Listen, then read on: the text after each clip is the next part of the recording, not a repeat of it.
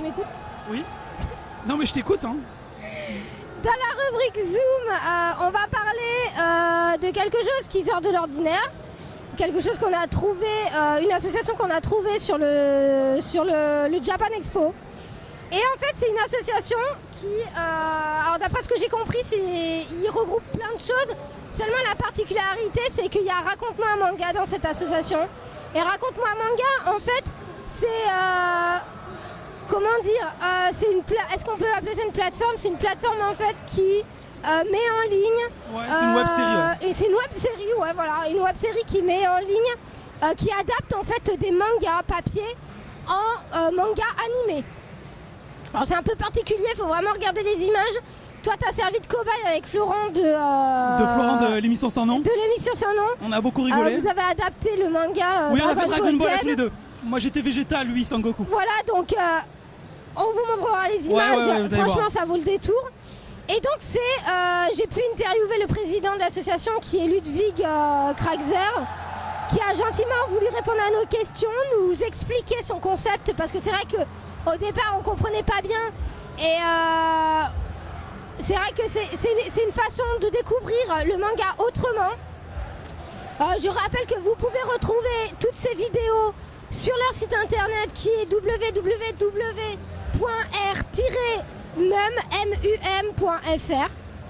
qui veut dire Raconte-moi un manga tout simplement. Oui.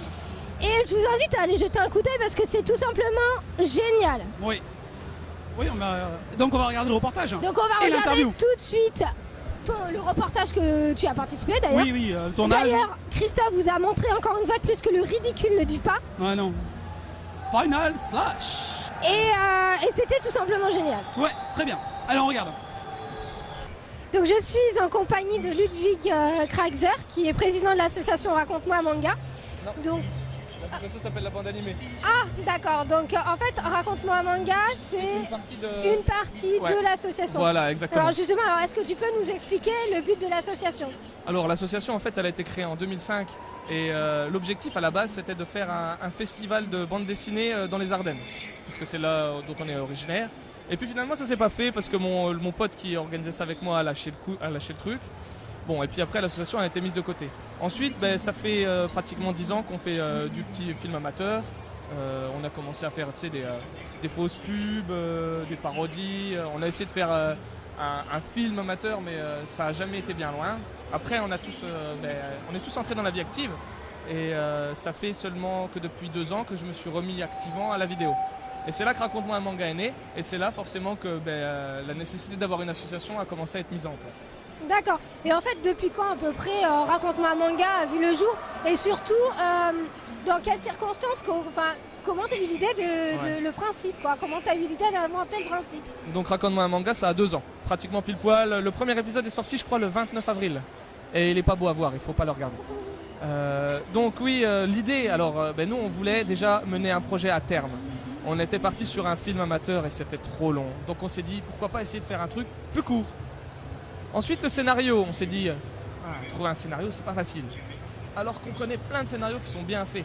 Donc on s'est dit, pourquoi pas essayer de reprendre un scénario qui existe déjà.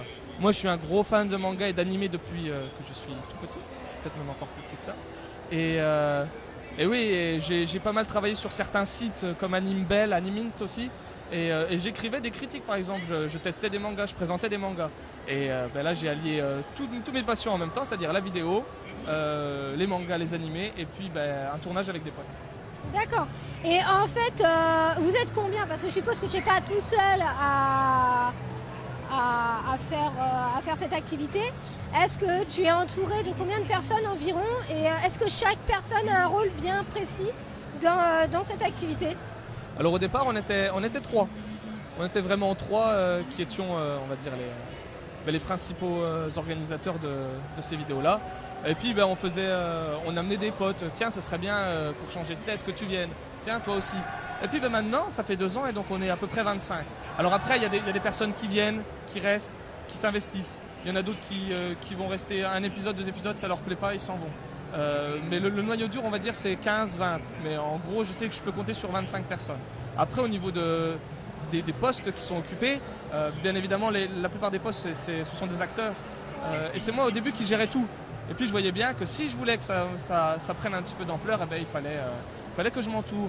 Donc j'ai demandé par exemple à Eric de s'occuper des costumes. Ma copine Virginie, elle va s'occuper exclusivement des décors. J'ai un pote Seb qui fait que le son. On a un webmaster, Valentin.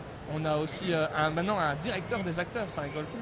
C'est un des derniers soucis qu'on avait. On nous disait, l'acting, ça craint. Donc on a un directeur des acteurs, en la personne de Grégory Lamotte, acteur professionnel. Non, c'est pas. Mais voilà, on essaye de faire en sorte de jouer sur les qualités des gens pour choisir les postes. D'accord. En fait, là, on a vu avec Christophe et avec Florian une adaptation de Dragon Ball Z. Est-ce que tu peux nous citer des titres que tu as adaptés en manga déjà, qui a été déjà fait? Oui. Alors le premier qu'on a fait, c'est City Hunter, qui est très très laid. On a fait Monster ensuite, où on est arrivé, on va dire, à la façon de faire notre noir et blanc. Ensuite, on a fait Okuto no Ken, qui a été diffusé sur No Life, on était très très contents. Après, on est passé à la HD avec High School Kimengumi, le collège Fufufu en français. Mais comme on a franchi une étape, qu'on est passé à la HD, en fait, on a régressé. On a régressé parce qu'on ne maîtrisait pas bien ce format-là. Ensuite, on a fait Death Note, qu'on peut entendre en ce moment si on tend bien l'oreille. Après, on a fait Captain Tsubasa pour Japan Expo, pour le Japan Expo de l'année dernière. On a participé au concours de film amateur de Noob et on voulait faire un gros truc avec Captain Tsubasa. On a fait Quartier Lointain, on a fait Maison Ikoku, GTO, Yu Hakusho, j'ai oublié Yu Hakusho, Rainbow, DMC et puis le dernier en date c'est Dragon Ball. Ouais, donc c'est vraiment très varié parce que tu passes de Dragon Ball Z à Taniguchi. Ouais. Donc c'est quand même un travail très varié. Tu fais aussi des shoujo, je suppose. Peut-être un peu moins comme. Il va y avoir Boku no Chikyu Omamote qui s'appelle Réincarnation Please Save My Earth. Ouais. Qui est le prochain projet qui va être adapté, c'est un pur shoujo. D'accord. Et en fait, le principe, c'est quoi? C'est un épisode par manga ou plusieurs épisodes que tu vas adapter en manga? Comment ça se goupille en fait? Le principe a un petit peu évolué au fur et à mesure que la série a avancé. Au début, on voulait, on raconte toujours un seul manga. Ouais. Au départ, on essayait de raconter plus ou moins du début jusqu'à la fin, sans trop spoiler. Maintenant, on essaye de se focaliser vraiment sur les premiers volumes. Pour Dragon Ball, on a essayé d'aller un petit peu plus loin. C'était, on va dire, entre guillemets, un spécial pour Japan Expo. Un 16 minutes, un petit peu plus long et qui va un petit peu plus loin. D'accord. Voilà. Après, au niveau de la variété, moi, j'aime le manga dans son intégralité et j'aimerais faire en sorte que les gens sachent que le manga, c'est pas que du shonen, c'est pas que du shoujo et qu'il y a plein de genres et qu'il y a plein d'époques avec des styles différents. Montrer que c'est vachement varié. Ouais, voilà, c'est surtout ça, ouais. Et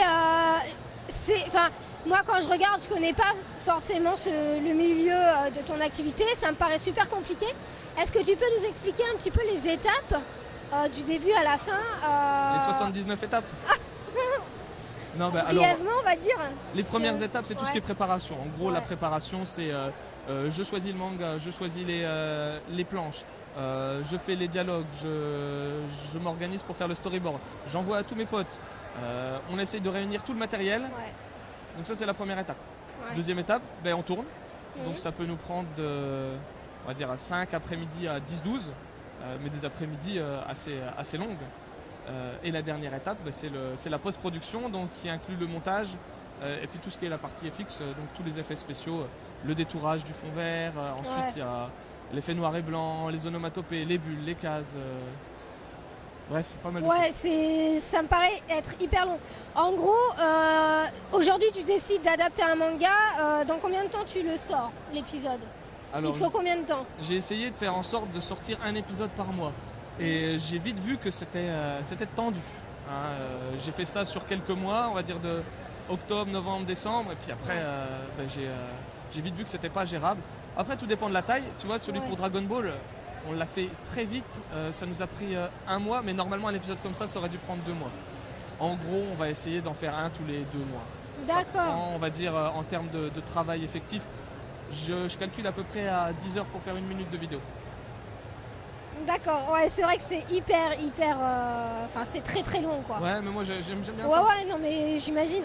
Et en fait, on peut vous retrouver où, vos vidéos? Où est-ce qu'on peut vous retrouver sur internet, je suppose? Ouais, alors sur le fameux site de notre webmaster qui est pas mal du tout, hein. C'est un webmaster qui bosse, qui est en stage à Canal+, donc tu vois, c'est pas un kéké.